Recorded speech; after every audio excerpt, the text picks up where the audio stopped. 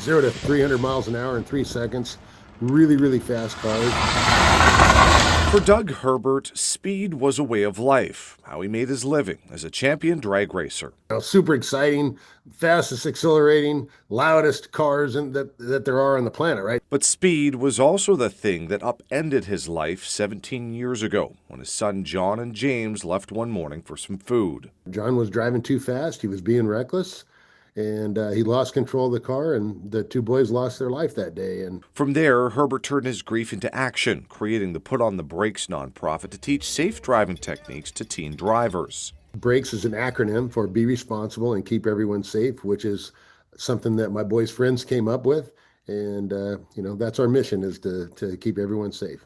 Herbert says he works with the Department of Transportation to develop training scenarios for the most likely causes of crashes, like the wheel drop-off exercise. Just dropping a wheel off the side of the road and then overcorrecting. And you either go across, hit oncoming traffic, or you roll off into the ditch.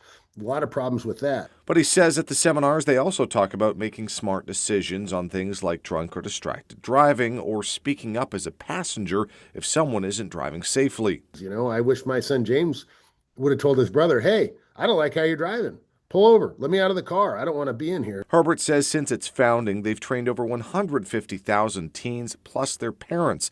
He says their attendance is required as teens weren't born with bad habits and likely picked them up from their parents. Parents are really a very important part of the teenager's early driving career. And, we just want to make sure that the parents are doing it right. And some of the biggest aha moments are actually with the parents. This weekend, Herbert will bring the program to Richmond for the first time at the Raceway in partnership with groups like the Virginia State Police. Around 200 families will go through the course. He hopes that what they learn will help something from not happening in the future. It's really a labor of love to decide to go do something, to make a difference, to make sure that another parent doesn't get that phone call that I got that day, that their kids aren't coming home.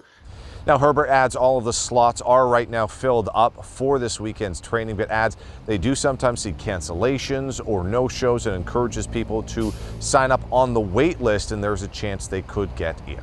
At the Richmond Raceway, Cameron Thompson, CBS 6 News.